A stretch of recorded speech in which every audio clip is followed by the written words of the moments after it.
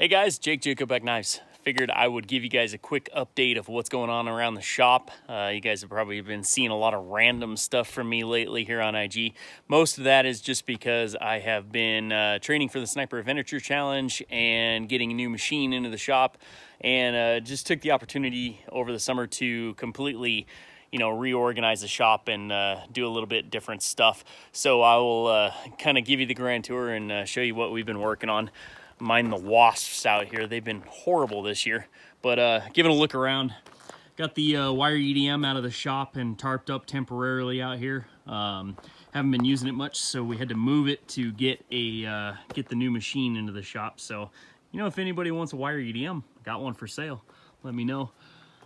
Just been working around the shop. It's a disaster out here right now. Got a new air tank for some reserve capacity. Gonna be building a new air compressor for myself out of this tank.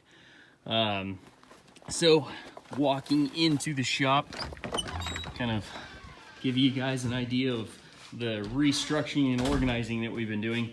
This is coming into the dirty side of the shop. So wood stove, chainsaw, speaking of which, time for firewood because the winter is coming to the Great Northwest. And we're working on a few different projects here. Carburetors, torches, water air coalescent machinery, drill presses and all that fun stuff. Grinders, always plugging for the Wilmot grinders because they're awesome.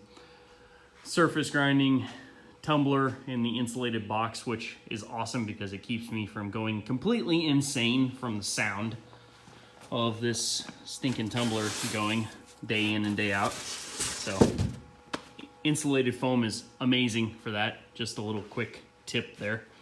Sharpening, buffing, deburring. Like I said, this is the filthy side of the shop. We're doing some stuff to improve that process. Pick up a second sandblaster the other day for pretty cheap at a yard sale. Can't say enough about yard sales. They're awesome. We've got incoming bench. This is where we do all of our initial unboxing preparation. We got raw materials, stock and stuff organized down here. Anything that's coming in from UPS or heat treat or water jet or what have you kind of gets thrown up here, gets inventoried, and then gets put in our new central inventory setup. And then moving over to the slightly cleaner section of the shop, I had to cut quite a bit of this wall out to get this giant monstrosity of a machine in here, but it is planted and operational. So super excited about that. Chip conveyor, through spindle coolant, high pressure coolant inside, pallet changing setup, very fast Kitamura MyCenter Spark Changer 3XI. This is a 17,000 pound machine that was extremely difficult to get up my very difficult driveway. But we did get it up here, got it powered, and this thing is amazingly fast. I may have pooped myself a little bit when I first fired it up and ran it at a rapid speed. Never seen anything in my life move that fast. 2,000 inch a minute rapids can kind of do that to you. So we've been kind of working on organization.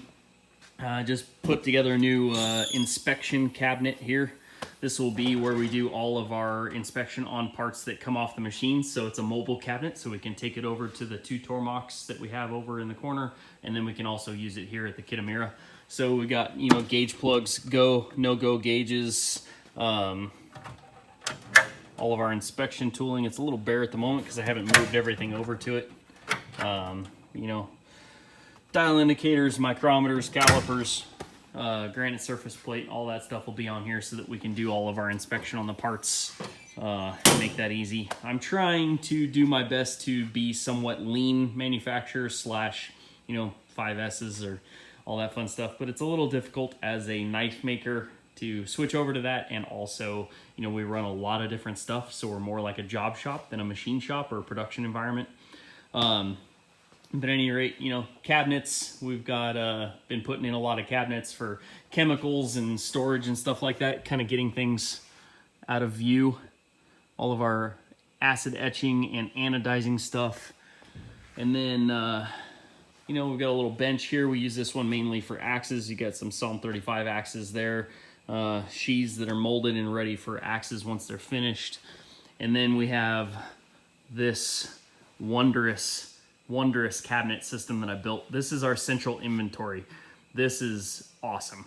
Little plug for Ashbury Precision Ordnance. Gotta love that stuff and that Vortex. At any rate, and a pre-production prototype for the Paraclete. Oh yeah. At any rate, we've got this side, which faces our assembly area, which will be very shortly rebuilt into a full L-shaped countertop. But all of the parts that are ready for assembly and or fitting, anodizing, that sort of thing, all kind of get organized in these drawers along with all the screws and hardware and stuff like that. Kydex setup, all of that stuff kind of goes on this side. And then cart for parts that are in process. And then this side is all stuff that's in process ready for machining. I've got end mills and tooling and stuff over here, and then this is all going to be parts that are in process. So if you open up one of these drawers, it'll probably be parts that have come from our prep area, i.e. probably water jet, so they've been deburred, had the holes reamed and stuff like that, and then they're in here ready to go on the Kitamura or on the Tormach. We got the lathe, Bridgeport. We're currently roughing in some bevels for some Quebec fixed blades that we're running. Some big old beefy 1/4 inch thick 80 CRV2. These will be handleless, skeletonized. So we're just roughing in the bevels right now. They'll go to heat treat, then we'll hand grind them in. So that'll be a pretty fun project. Look for that here shortly. We got some precision levels for when we were leveling the Kitamura. Anodizing is actually going to move from this on the floor, which is totally suboptimal, to over where the fridge is now. And then we come over. Always got to plug the Sinker Wave 250 TIG welder. That thing's awesome. Not that I use it all that much anymore. Got the old Tormach. We were running axes and handles. Then we have the bench set up for that. All of our tools are organized somewhat. Just, here, I'll cover that up. There you go. It looks perfect now.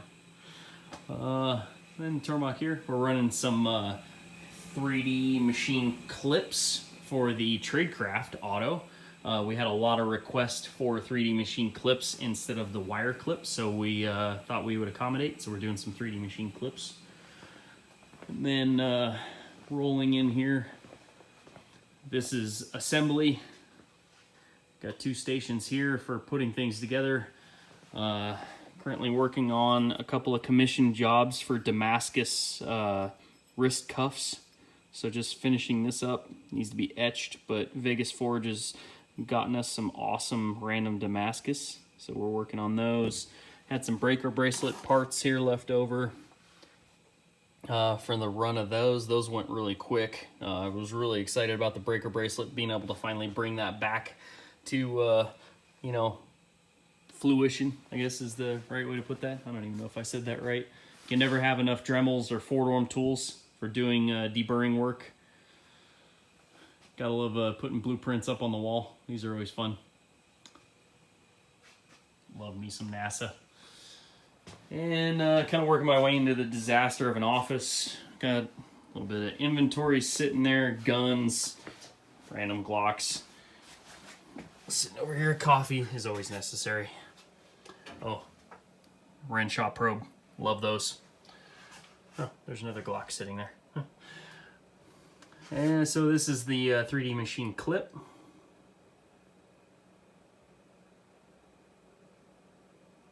Let's see if I can do this. It's kind of hard to look through the phone and operate a 3D mouse.